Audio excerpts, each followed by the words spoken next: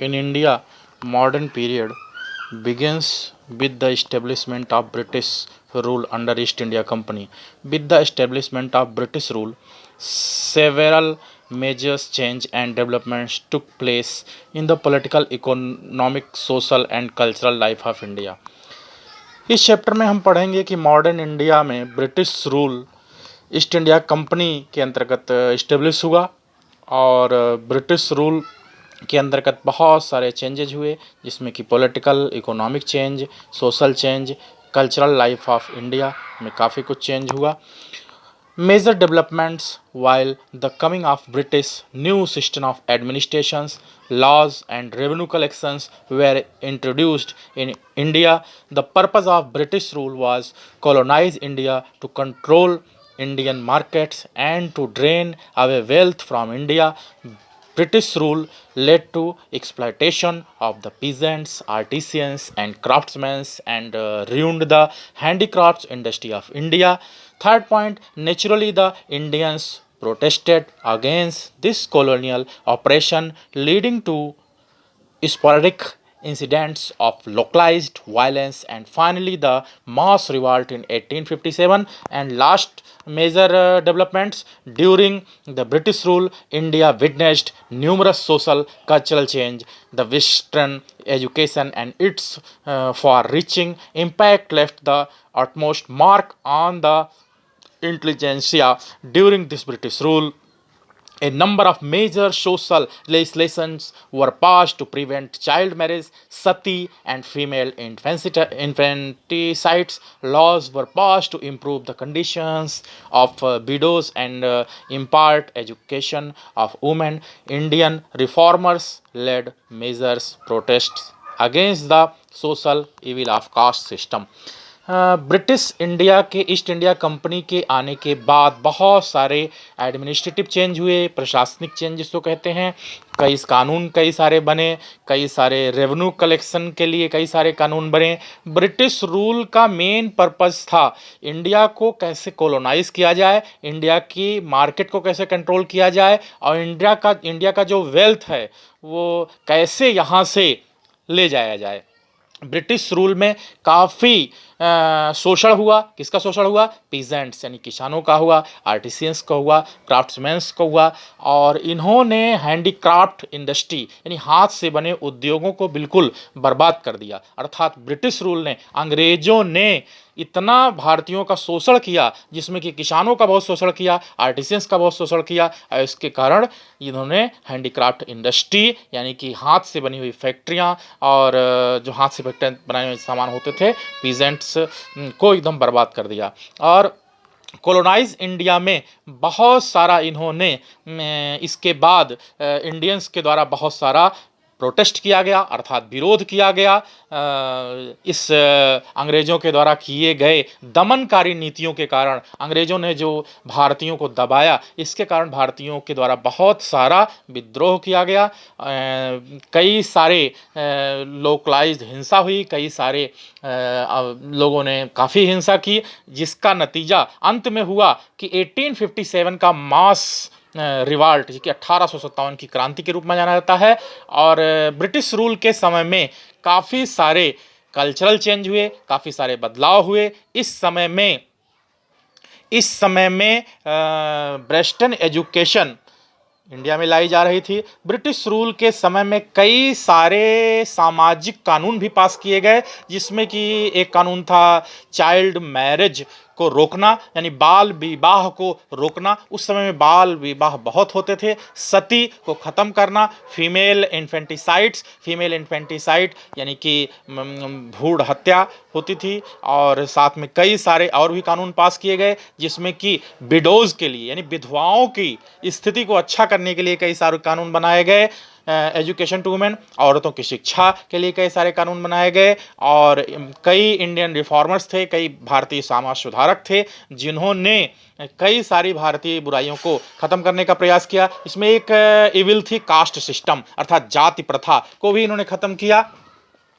British rule gave rise to colonial cities like Bombay, Calcutta, Madras, now Mumbai, Kolkata, and Chennai, respectively. The hill stations of India were developed during this period. The most dynamic and changing aspect of modern Indian history was the saga of Indian national movement, where a wide number of groups like Indian National Congress, the revolutionaries, the peasants, and the tribal groups challenged the British rule following the different kinds of strategies. Indian national movement gave rise to many dynamic leaders who legacy still continues to inspire us. Leaders like Mahatma Gandhi, Jawaharlal Nehru, Subhash Chandra Bose, Bhagat Singh, Chandrasekhar Azad, Khan Abdul Ghaffar Khan, Sardar Patel, and numerous other patriots have left their footprints on the glorious path of Indian national movement. British rule के समय में कई सारे colonial city यानी अंग्रेज़ों के कब्जे में जो सिटी थे, जैसे बॉम्बे, कलकत्ता, मद्रास, जो कि बाद में ये सारे सिटी जो है नए रूप में इसमें उदय हुआ। इसमें बॉम्बे बाद में मुंबई नाम से जाना गया, कलकत्ता बाद में कोलकाता नाम से जाना गया, मद्रास बाद में चेन्नई नाम से जाना गया, और कई सारे हिल स्टेशन भी इस पीरियड में डेवलप हुए थे। अंग्रेज़ों के समय में कई सारे चेंज हुए और मॉडर्न इंडियन हिस्ट्री में एक सबसे बड़ा उदय था इंडियन नेशनल मूवमेंट का, और इसी में इंडियन नेशनल कांग्रेस का उदय हुआ, जिसमें कई सारे क्रांतिकारी थे। इन्होंने ब्रिटिश कानून को चेंज करने का प्रयास किया और इन्होंने कुछ नई स्ट्रेटजी अपनाई, जिसमें कि इन्होंने इंडियन नेशनल मूवमेंट में खूब सारा योगदान दिया, जिससे कि भारत को आज़ाद कराया जा सके। इसमें कई लीडर्स का नाम आता है, जिसमें कि महात्मा गांधी, जवाहरलाल नेहरू, सुभाष चंद्र बोस, भगत सिंह, चंद्रशेखर आज़ाद, खान अब्दुल गफ्फार खां, सरदार पटेल। ये कई सारे पैट्रियट्स, कई सारे देशभक्त थे जिन्होंने इंडियन नेशनल मूवमेंट में काफ़ी सारा योगदान किया। और नेक्स्ट हेडिंग है colonial period. Many historians refers to the period of British as a colonial period. This is because India was a victim of colonial domination and exploitation. This period extends approximately from the middle of the 18th century up to India's independence.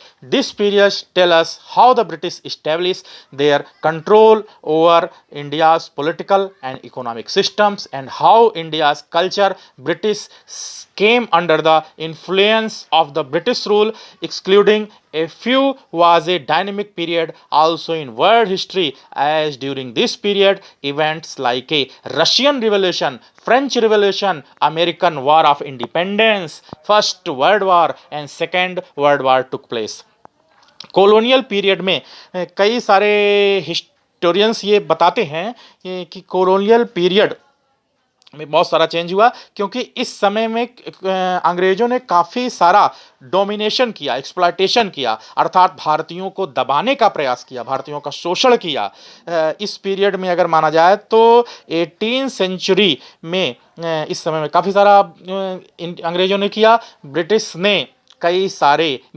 ने यानी कि अंग्रेज़ों ने कई सारे India में political change किए, economic change किए, और इंडिया का जो कल्चर था, इंडिया की जो सोसाइटी थी, पूरी तरीके से अंग्रेज़ों के दबाव में थी, अर्थात इन्फ्लुएंस में थी। इस समय में वर्ल्ड में अगर बात की जाए तो वर्ल्ड हिस्ट्री में इस समय रशियन रिवॉल्यूशन भी चल रहा था, फ्रेंच रिवॉल्यूशन इसी समय में हुआ, और अमेरिकन वॉर ऑफ इंडिपेंडेंस अर्थात अमेरिका की आज़ादी की लड़ाई भी इसी समय लड़ी गई। फर्स्ट वर्ल्ड वॉर और सेकेंड वर्ल्ड वॉर भी इसी पीरियड का टाइम का रहा है, कुछ डिफरेंस रहे हैं। नेक्स्ट हेडिंग है sources of information, official records. One of the most authentic source of information for this period are the official records of British administration. The British administrators methodically and meticulously recorded every plans, policy, treaty and agreement they made. Moreover, the British preserved all the important documents. For this purpose, they set up record room along with all administrative institutions like collectorates, secretariats and law court, museums and were also set up for this purpose.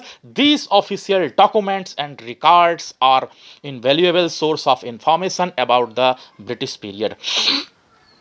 अब ये सब जानकारियाँ मिलती कैसे हैं? जैसा कि heading में बताया गया है कि sources of information official record, कैसे ये सोर्स क्या हैं जिससे कि ये सारी मॉडर्न हिस्ट्री में ये इंडियन नेशनल कांग्रेस के बारे में, इंडियन नेशनल मूवमेंट के बारे में कैसे ये सब जानकारी मिल रही है। ये सब जानकारी मिलने के लिए कई सारे ऑफिशियल रिकॉर्ड हैं ब्रिटिश एडमिनिस्ट्रेशन के समय में कई सारे प्लान, पॉलिसी, एग्रीमेंट, इसको देखा गया, इससे कई सारी जानकारी मिले। अंग्रेजों के समय में कई सारे डॉक्यूमेंट्स रखे गए थे, उन डॉक्यूमेंट्स से काफ़ी कई जानकारी मिली।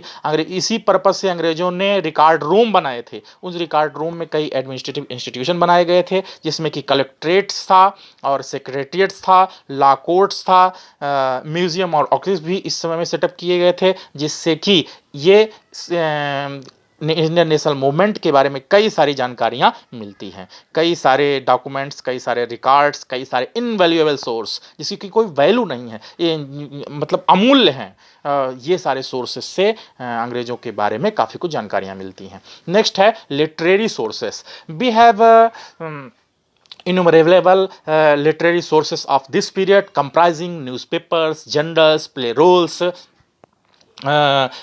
plays, novels, letters, diaries, biographies and autobiographies. Large number of nationalist newspaper like the Hindu, Amrita Bazar, Patrika, Keshari, etc. were published. In these newspapers the British policies were criticized openly, putting from the point of the view of Indians. Novels, essay, poems also roused Indian consciousness. Some of the important nationalist writers of the period were Rabindranath Tagore, Bankim Chand Chatterjee, who wrote in Bangla, Vishnu Sastri Chiplunkar, a Marathi writer Bharatendra Harishchandra who wrote in Hindi, and Subramaniam Bharti, a Tamil writer. Writers like Premchand and Sarat Chandra Chatterjee wrote about the poor and oppressed people of rural India. We also have diaries of people and autobiographies of public figures, newspapers, and also important sources of information about political and social affairs. Beside literary sources, photographs, paintings, maps, and statues are also important source of information of this period. They give us a glimpse of society, lifestyle, dress, and culture of those times, allowing us to understand how Indian society and culture was getting transform due to the British influence. Literary sources, कुछ ऐसे sources थे जिसको कि literary sources कहा जाता है, जो कि लिखे हुए सोर्सेस को लिटरेरी सोर्सेस कहे जाते हैं, जिसमें कि न्यूज़पेपर्स हैं, जर्नल्स हैं, प्लेज है, कई सारी नॉवेल्स हैं, इनसे भी ब्रिटिश इंडिया के बारे में काफ़ी जानकारी मिलती है. कई सारे लेटर्स हैं, डायरीज है, बायोग्राफी, ऑटोबायोग्राफी भी है. ऑटोबायोग्राफी और बायोग्राफी के द्वारा भी काफ़ी कुछ जानकारी मिलती है. लार्ज नंबर ऑफ न्यूज़पेपर, कई सारे न्यूज़पेपर हैं जिससे कि ब्रिटिश इंडिया के बारे में काफ़ी कुछ जानकारी मिलती है, जिसमें कि हिंदू है, अमृता बाजार पत्रिका है, केसरी है. कई सारे ऐसे न्यूज़पेपर हैं जिनसे कि ब्रिटिशर्स के बारे में काफ़ी कुछ जानकारी मिलती है. जैसा कि चैप्टर के नाम से क्लियर है, ब्रिटिश पॉलिसी का जो है कई इंडियंस ने काफ़ी सारा क्रिटिसाइज़ किया था, अर्थात आलोचना की थी कि ब्रिटिश नीतियों की. तो इसमें कई नॉवेल्स हैं, एसे हैं, पोएम्स हैं, जिसके बारे में इंडियन के बारे में काफ़ी कुछ जानकारी मिलती है. इंडियन नेशनल राइटर्स भी कई सारे हैं, जिसमें कि रविन्द्रनाथ टैगोर, बंकिम चंद्र चटर्जी जिन्होंने कि बांग्ला में लिखा, विष्णु शास्त्री चिपलुंकर मराठी राइटर थे जिन्होंने काफ़ी कुछ इंडियन नेशनल मूवमेंट और अंग्रेजों की समय की नीतियों के बारे में लिखा. भारतेंद्र हरिश्चंद्र जिन्होंने कि हिंदी में लिखा. सुब्रमण्यम भारती ये तमिल राइटर थे. एक राइटर प्रेमचंद, शरत चंद्र चटर्जी जिन्होंने कि पुअर और अप्रेस्ड क्लास के बारे में लिखा कि कैसे गरीब आदमियों को दबाया अंग्रेजों ने, दमनकारी नीतियाँ अप्लाई की. और उसके बाद कई सारी डायरीज है, ऑटोबायोग्राफीज़ है, जिससे कि कई सारी ये जानकारियाँ मिलती हैं. कई सारे न्यूज़पेपर्स हैं जिससे कि जानकारियाँ मिलती हैं. उसके बाद लिटरेरी सोर्सेज में कई फोटोग्राफ्स हैं, पेंटिंग्स हैं, मैप्स है, स्टेच्यूज है. इसमें भी कई सारी जानकारियाँ अंग्रेजों के समय की मिलती है कि जो है उस समय की लाइफ स्टाइल कैसे थी. Survey and census, the British introduced the practice of surveying India in order to know the country properly. Of the offices of Surveyor of India was set up in Dehradun, which prepared detailed maps of village, towns, mountains, and the coastal areas. Maps of village, towns, roads, rivers, mountain range were also made. This survey and map give us a detailed information about the flora, fauna, crops, soil, and topography of India. अंग्रेजों ने भारत की स्थिति को जानने के लिए एक सर्वे कराया था कि इस सर्वे में इसमें इन्होंने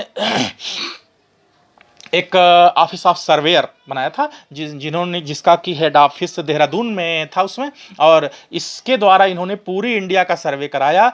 इंडिया के विलेज के मैप बनवाए, शहरों के मैप बनवाए, माउंटेन्स यहाँ कई सारे इन्होंने देखा, उसका सर्वे किया कि कितने माउंटेन्स हैं, कितने विलेज हैं, कितने टाउन्स हैं, कितने कोस्टल एरिया हैं, और maps of village, towns, road का भी इन्होंने सर्वे कराया, रिवर्स कितनी नदियाँ थीं, कितने माउंटेन रेंज थे, इसका भी इन्होंने सर्वे कराया। और इस सर्वे से उनको काफ़ी सारी डिटेल इंफॉर्मेशन इंडिया के फ्लोरा, फाउना, क्रॉप्स, सॉयल और टोपोग्राफी के बारे में मिलती है। 19वीं सेंचुरी में आते आते ब्रिटिशर्स ने लगभग 19वीं सेंचुरी में 10 ईयर का एक सेंसस ऑपरेशन प्लान बनाया।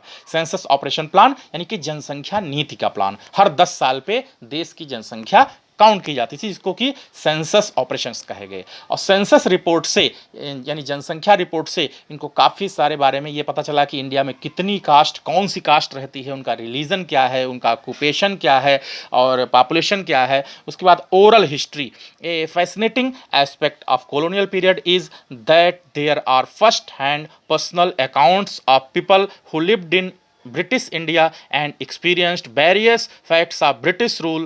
We have intense and traumatic accounts of people who went through the dilemma of partition. Such first hand accounts are also invaluable source of information. Oral history के मतलब मौखिक जानकारियाँ भी कई सारी मिली। यहाँ कॉलोनियल पीरियड में जो रहते थे कई लोग, उन लोगों ने ब्रिटिश इंडिया के बारे में अपने अपने एक्सपीरियंस बताए, और कई सारे लोगों ने डिलेमा ऑफ पार्टीशन यानी कि जो भारत और पाकिस्तान का बंटवारा हुआ था, जो इसके पीड़ित थे, उनके अनुभवों को भी ओरल जाना गया, जिससे कि ये जानकारियाँ मिली कि ब्रिटिश इंडिया कैसा था।